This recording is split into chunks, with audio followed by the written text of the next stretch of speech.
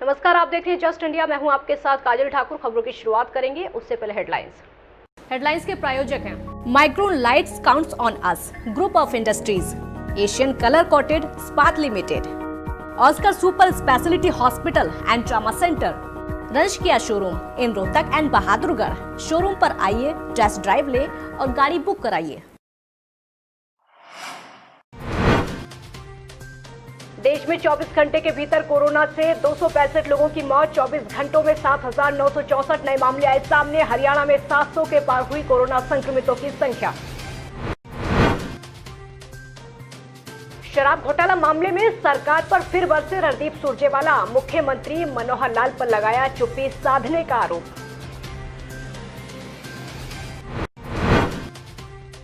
प्रदेश भर में बारिश से अनाज मंडी में बनी तालाब। बारिश के पानी में डूबा हजारों करोड़ का अनाज। आढ़तियों को सहना पड़ रहा है खासा नुकसान।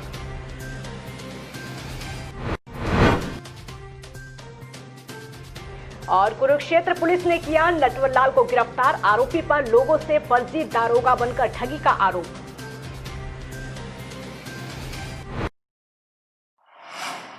खबरों की शुरुआत इस वक्त की बड़ी खबर के साथ करते हैं कैथल से। कोरोना पर बड़ी खबर सामने आ रही है। आपको ये बता दें, जिस तरीके से लगातार कोरोना के मामले लगातार बढ़ते जा रहे हैं, एक और कोरोना संक्रमित मामला सामने आया है। सीएम सिटी में लगातार मामले भी बढ़ते जा रहे हैं। आपको ये बता दें, जो संक्रमित है वहीं से संबंधित है, सोंगल गांव का रहने वाला है संक्रमित। मुंबई में गाड़ी चलाता था संक्रमित। एक और बड़ी खबर निकलकर सामने आ रही है कैथल से, जहां एक और संक्रमित मिला है। तो प्रदेश में जिस तरीके से लगातार कोरोना मरीजों की संख्या बढ़ती जा रही है और मौत का आंकड़ा भी बढ़ता जा रहा है, स्वास्थ्य विभाग के लिए चिंता का विषय। रोहतक से एक और इस वक्त की बड़ी खबर आपको बता दें, एक निजी स्कूल में महिला का शव मिला है। आपको ये बता दें कि रुकमणी के रूप में हुई मृतक की पहचान। ईंट मारकर महिला की हत्या की गई।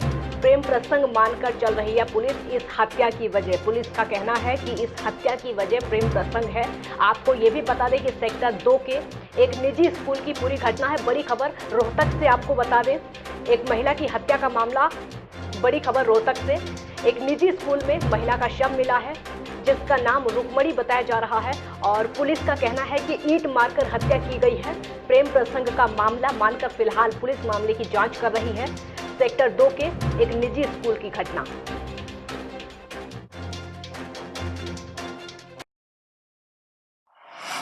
देश में जानलेवा कोरोना वायरस का प्रकोप लगातार बढ़ता जा रहा है। पिछले 24 घंटों में 265 लोगों की मौत हो चुकी है, जो एक दिन में मौत का सबसे बड़ा अब तक का आंकड़ा है। और वहीं पिछले एक दिन में सबसे ज्यादा 7,964 मामले भी सामने आ चुके हैं।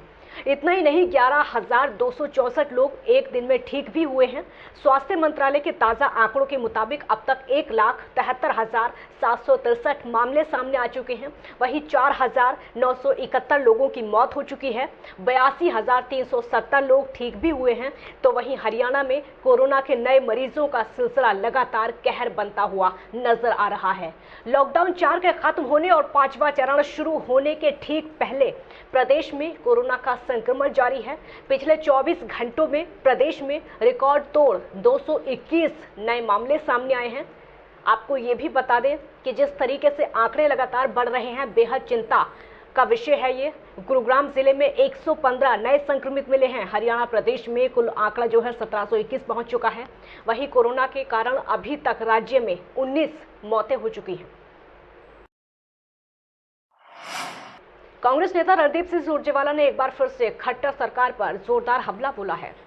सुरजेवाला ने शराब घोटाले में मुख्यमंत्री पर चुप्पी साधने का आरोप लगाते हुए कहा है कि शराब घोटाले की फाइल को मुख्यमंत्री कार्यालय से एसआईटी में उलझा रखा है, जिससे साफ प्रतीत होता है कि शराब माफिया के तार अफसरशाही और राजनीतिक गलियारों से जुड़े हुए हैं।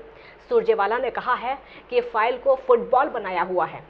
लॉकडाउन के दौरान भी सैकड़ों करोड़ की शराब बिकने का आरोप लगाते हुए कहा कि इसके लिए भी अब तक किसी भी तरह की कोई कार्रवाई नहीं हुई और जवाबदेही बनती है। शराब घोटाले की जांच पर आदरणीय मुख्यमंत्री श्री मनोहर लाल खट्टर साहब ने जानबूझकर चुप्पी साध रखी है।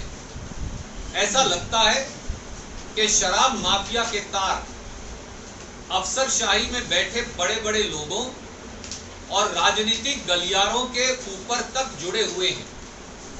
इसीलिए शराब माफिया कांड की जांच नहीं हो रही। शराब माफिया कांड की हो जांच की बजाय स्पेशल इन्वेस्टिगेशन टीम और स्पेशल इंक्वायरी टीम के पचड़े में उलझा रहे हैं। भवानीखेड़ा में शाम को आई भारी बारिश ने अनाज मंडी को तालाब बनाकर रख दिया है, जिसके बाद खुले आसमान के तले पड़े अनाज को एक पल में भिगोकर रख दिया है। आपको ये बता दें कि अनाज मंडी में आढ़तियों को पानी में भीगे अनाज से भारी नुकसान का सामना करना पड़ा है। शाम को हुई बारिश के कारण सरसों के अलावा मंडी में रखा हुआ गेहूं के अनाज और पानी में कई तरह के अनाज वहां पर भीग चुके हैं। आढ़तियों की माने तो अनाज मंडी में अनाज के उठान की कोई सुविधा फिलहाल नहीं है। हर बार उन्हें बारिश से अनाज के नुकसान का सामना करना पड़ता है। बारिश के आने के बाद अनाज मंडी में पानी निकासी की कोई व्यवस्था नहीं होने से भी परेशानियों का सामना उनको करना पड़ता है। तो आढ़तियों का कहना है कि अनाज मंडी में अगर पानी निकासी की भी कोई व्यवस्था होती तो शायद आज उनके अनाज के नुकसान का बचाव हो जाता। कल मंडी में बरसात हुई थी, एक तो इसमें ये सीवर व्यवस्था ठप है। आज भी आप देख रहे हो पानी खड़ा है। दूसरी जो ये माल है ये लिफ्टिंग की वजह से रह गया है। ठेकेदार की कमजोरी, जिसको एक का तो 80% उसका फर्म का माल उठ गया, एक का 5 और 10% रह गया। इसके लिए कुछ आढ़तियों को भी इसका खमियाजा भुगतना पड़ रहा है।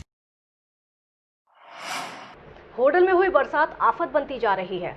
होडल की अनाज मंडी में तालाब का रूप ले लिया है और आपको ये बता दें कि होडल अनाज मंडी में हजारों गेहूं के कट्टे बरसात के कारण पानी में डूब गए हैं, जिससे आढ़तियों को लाखों का नुकसान भुगतना पड़ेगा। और मंडी में कई फीट पानी भरा हुआ है। पहले तो कोरोना की मार और अब इंद्रदेव ने भी अपना प्रकोप दिखाना शुरू कर दिया है। आढ़तियों का कहना है कि लॉकडाउन के चलते मजदूर जो हैं अपने प्रदेशों में चले गए हैं, जिसके कारण लेबर की कमी हो गई है और गेहूं की जो उठाई है वो नहीं हो पा रही है। अगर समय पर लेबर मिल जाती तो आज हम आढ़तियों को लाखों रुपए का नुकसान नहीं भुगतना पड़ता और जिसका खामियाजा हम आढ़तियों को उठाना पड़ रहा है। मार्केट कमेटी की तरफ से कोई इंतजाम नहीं किया गया है, जिसके चलते हजारों गेहूं के कट्टे पानी में डूब गए हैं। अचानक ही आई बारिश से व्यापारियों को, आढ़तियों को, किसानों को, सभी को नुकसान है। हमारी सरकार से एक ही गुजारिश है कि सरकार इसको अपने सुरक्षित स्थान पर पहुंचाए। तो जैसे भीज गया है तो काफ़ी नुकसान हुआ है गेहूँ? हाँ जी, पूरे हरियाणा में ही बरसात का काफ़ी लंबा चौड़ा क्षेत्रफल में हुई है। मैं चाहता हूँ कि भाई सरकार इस तरफ ध्यान दे और जो गरीब आदमियों को ये गेहूँ बढ़ता है इसकी सुरक्षित जगह पर पहुँच जाए। आने गवर्नमेंट को काफ़ी लॉस है, इसमें आदमी सड़ जाएगा, बदबू होगी, वैसी बीमारी वगैरह फैल रही है, उससे और भी ज़्यादा बीमारियां फैलेंगी। तो सरकार को कोई ना कोई कदम उठाना चाहिए इस गेहूँ के उठान के लिए। बिना लेबर की प्रॉब्लम की वजह से ये उठान नहीं हो पाया था। इसकी वजह से गवर्नमेंट को कोई ना कोई वो संसाधन जो है करने चाहिए। कुरुक्षेत्र पुलिस ने एक नटवर लाल को गिरफ्तार किया है। आरोपी नटवर लाल खुद को सतीश कुमार पुलिस का अधिकारी बता रहा है। एक व्यक्ति और महिला पर प्रभाव दिखा रहा है, जिसके बाद आरोपी ने महिला की सोने की बालियां और नकदी लूट ली, जिसे गिरफ्तार करने के बाद पुलिस ने मामले की जांच शुरू कर दी है। आपको बता दें कि दरअसल कृष्णा नगर गामड़ी की एक महिला ने शिकायत दी थी कि उसका पति कुरुक्षेत्र रेलवे स्टेशन पर सफाई का काम करता है। वहां पर उसकी मुलाकात सतीश कुमार से हुई, जिसने अपने आप को रेलवे थाना प्रभारी बताया और फिर उनकी बालियां और नकदी चुरा ली। एक नौजवान लड़के ने एक लेडीज की बालियां उतार दी, पैसे ले गया और जिसकी सूचना पे हमने ये मौके पे जाके पता किया तो वो लड़का एक दिन पहले ही उसको पति को मिला था रेलवे स्टेशन पर, जिसने अपने आप को SHO बताया था। उसकी मोटरसाइकिल का नंबर आया, मोटरसाइकिल के आधार पर हमने उसकी जांच पड़ताल की। जांच पड़ताल में पता चला भाई ये सतीश कुमार है, जो पहले होमगार्ड में नौकरी करता था, जिसको कल हमने अरेस्ट कर लिया है। करनाल के जुंडला गांव में एक दुकान में आग लग गई। आग लगने से दुकान में सो रहा एक दीपक नाम का युवक जिंदा जल गया। घटना की जानकारी पुलिस को दी गई और पुलिस फोरेंसिक टीम के साथ मौके पर पहुंची, जांच शुरू की गई। आपको बता दें कि दीपक की ट्रांसफार्मर ठीक करने की दुकान थी, जिसमें काफ़ी मात्रा में तेल रखा हुआ था। दीपक दुकान की रखवाली करने के लिए रात को दुकान में ही सो जाता था। अब ऐसे में परिजनों ने साजिश के तहत हत्या का आरोप लगाया है। फिलहाल पुलिस मामले की जांच में जुटी है। करनाल से KCRA की रिपोर्ट। जी हमारे पास तो सुबह फ़ोन आया था 5:30 बजे। अच्छा। ये मतलब आपके वहाँ पे दुकान में आग लग गई है। हाँ। और भैया अंदर ही जल गया मतलब। तो फिर हम मौके पे जाके पहुँचे तो हमें वहाँ पे पता चला कि जो साथी वाला दुकान वाला था उसको किसी और रेस लगाने के लिए जाता है, तो उसकी से ट्रैक्टर वाले ने उसको बताया कि वहाँ दुकान में आग लगी हुई है। तो वहाँ मौके पे आया तो उसने जी शटर बिल्कुल नीचे बंद मिला जी, बाहर रस्सी लगी हुई थी शटर के जी। वैसे जब वो सोता था तो जी ऊपर लॉक करके थोड़ा सा शटर को खुला करके सोता था जी, तो आज तो मतलब वो शटर पूरा बंद मिला जी। ये ट्रांसफार्मर ठीक करने की वर्कशॉप है वहाँ पावर हाउस जुमला के सामने, तो उसमें आग लगी हुई थी। फायर ब्रिगेड से बुझवाई गई, बाद में फिर लड़के की डेड बॉडी मिली अंदर जड़ी हुई हालत में। कौन है लड़का? नाम? लड़के का नाम है दीपक सन ऑफ महावीर, जाति जाट वासी गछीना। तो क्या लगा, कोई रंजिश थी कैसे? कोई जब अभी तक ये तफ्तीश जारी है, अब तक पता नहीं इसको। खबरों के प्रायोजक थे Pramod trading company, tiles, sanitary ware, Ghanipura, Jhajjar road, Rohtak.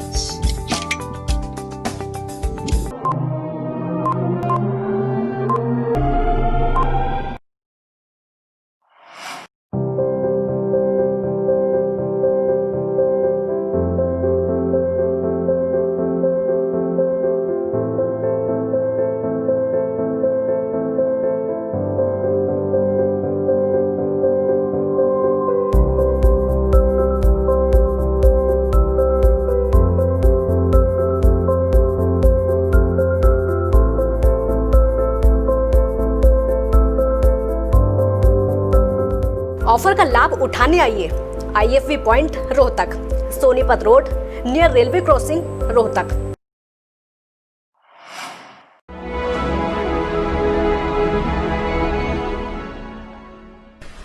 चाचा, आपने नया घर बनवाया है तो घर की छत पर कौन सी शीट लगवाई है? बेटा, मैंने अपने घर की छत पर एशियन शीट लगवाई है, क्योंकि वो कभी न मिटने वाले ओरिजिनल निशान की चादरें हैं। साथ में ISI का चिन्ह, 5 साल की वारंटी के साथ साथ पैसों का सही मूल्य देने वाली वही इकलौती शीट्स है। क्योंकि नाम नहीं, पहचान जरूरी है।